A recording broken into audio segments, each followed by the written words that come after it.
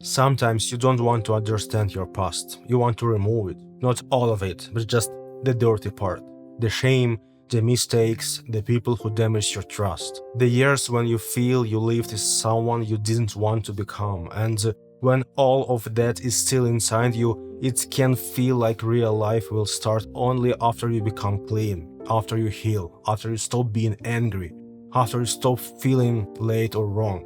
But what if the problem is not only that there was mud in your story? What if the problem is that you started to believe that while the mud is there, nothing precious can exist in you? I don't think pain is beautiful. I don't think bad things happen for a reason. But if pain is already part of the story, the question becomes, does it become your whole identity, or can something still grow from it? That's when this phrase started to make sense to me.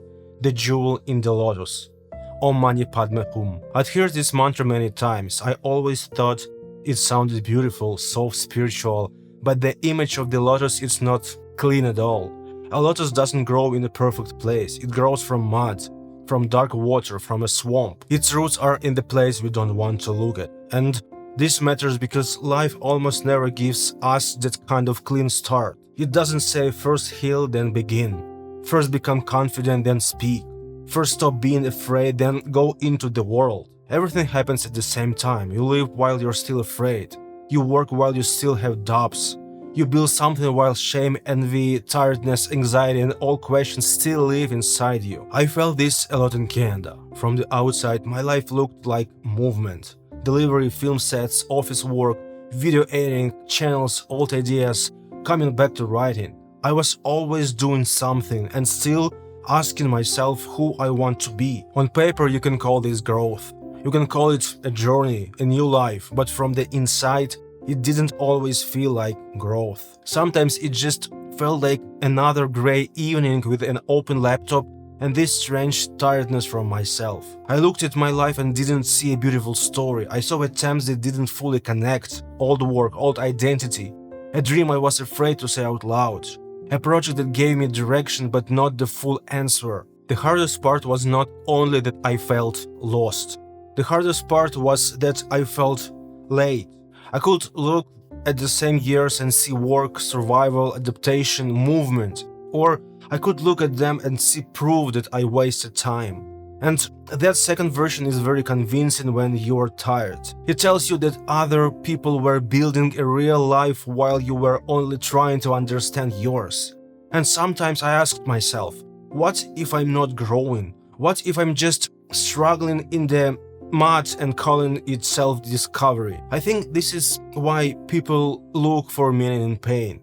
Not because they want a lecture and not because they need to hear everything happened for your growth. They can feel too cheap when the pain is real. If someone went through loss, betrayal, illness, anxiety, immigration, or years in their own life, they don't always need an explanation. First, they need to survive, to get up, to eat, to sleep, to make it to the next day. And when you're only trying to survive, meaning can almost feel offensive. You don't want a beautiful quote. You want the noise inside to stop. So you distract yourself, you scroll, you eat when you are not hungry, you work because stopping feels dangerous. You stay busy because silence starts asking questions. I'm not saying this is judgment. Sometimes distraction is the only way a person gets through a day. If we only numb something, it doesn't disappear. It stays under the surface, it waits. I want to stay with this for a moment.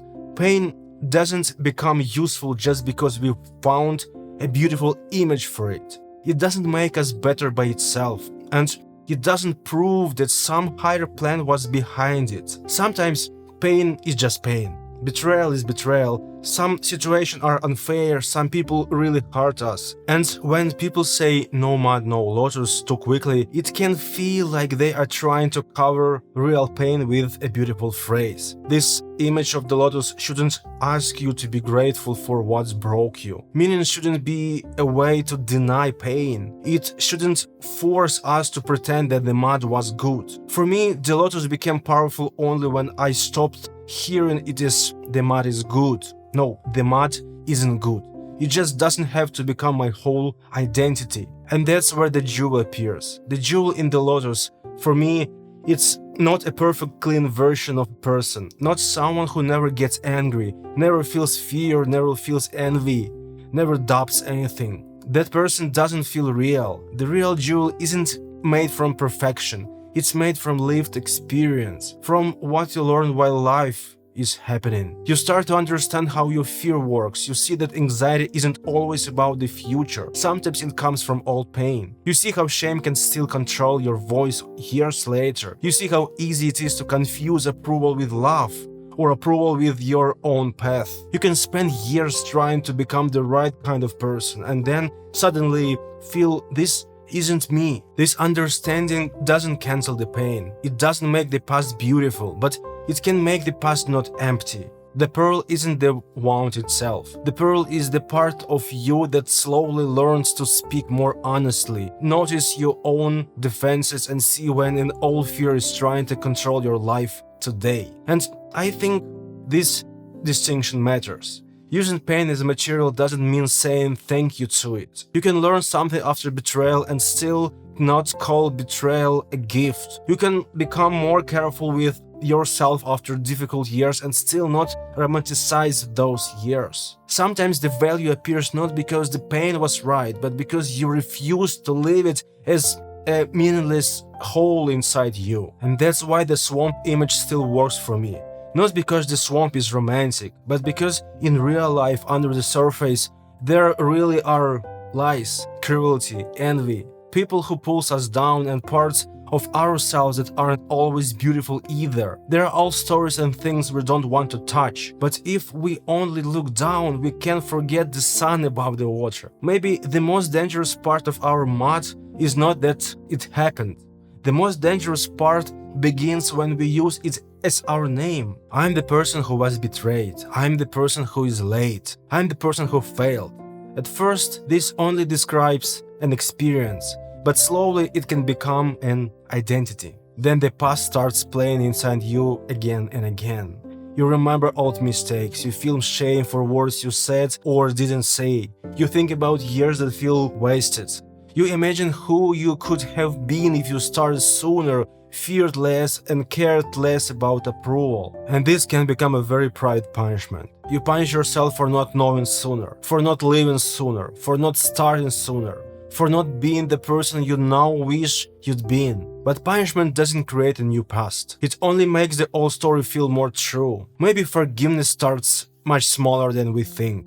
Not with "it was fine", not with "I'm proud of every choice", but with "I won't use this memory as a weapon against myself forever". I understand this very well, but life is cruel in one specific way. There are no saves. It's not a game where you can load an old file and play the level again. You can't go back and live your childhood without shame. You can't undo living, meeting someone, making a mistake, staying silent, or spending years in a role that no longer fit you. But maybe that's why this one take matters so much. If there are no saves, the point is not to live perfectly. The point is not to give up on the current scene because the first scenes were painful. As long as you're alive, your story is not finished. The past is already in the edit, but it doesn't have to be the final scene. And maybe that's why I like the idea that life is a play, or a film, or one long take.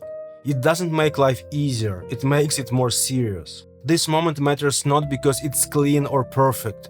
It matters because it's still happening. You can't live it again, you can only meet it more honestly than you did yesterday. Maybe you also have your own mud. Maybe it doesn't look dramatic from the outside. A family where you were not understood. A school where you were shamed. A relationship after which you become more careful. Immigration where the old version of you broke and the new one was not ready yet. A job where you were not yourself for too long. Mistakes that come back at night. From the outside, it can look like a normal life.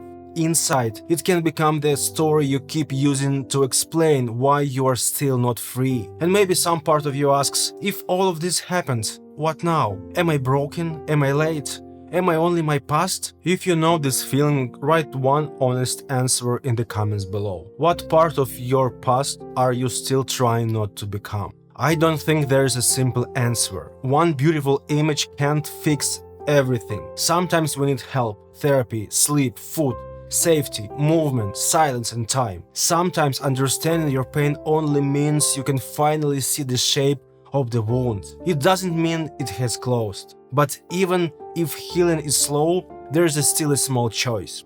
Not to justify the pain, but also not to give it the right to become your name. Not to pretend there was no mud, but also not to believe that mud is all you are. To say something more honest, this happened. This is part of my story, but it's not my whole story. And maybe that's what I hear now in Om Mani Padme Hum mantra, the jewel in the lotus. Not as the exact meaning, not as a religious lecture, but as a personal symbol. Inside a human life, something precious can come out of chaos. Not a perfectly clean life, not victory over everything, but understanding. The lotus doesn't deny the mud, it doesn't argue with it. It doesn't pretend it was never there. It just grows in another direction. The root stays down in the dark, but the flower reaches toward the light. And for me, this is a very human image. Maybe maturity or enlightenment is not about escaping the swamp completely. Maybe it's about growing without becoming the swamp. I don't know why each of us has this kind of mud. I don't know if we can ever fully understand our pain, but I think there is something inside us that doesn't want to stay at the bottom. Something that still looks for air, for light, for meaning, for the next scene. Maybe we are not meant to be clean from the beginning. Maybe we are meant to grow, and maybe that's already enough reason to keep reaching for the sun. If you are trying to understand your past without turning it into a beautiful lie, subscribe to this channel right now. The next videos will keep going into this place. How we disappear inside the correct life. Why age can feel like evidence against us, and how we learn to become visible again. Thank you for being here with me. I hope this made you feel a little less alone. Be gentle with yourself. I'll see you in the next one.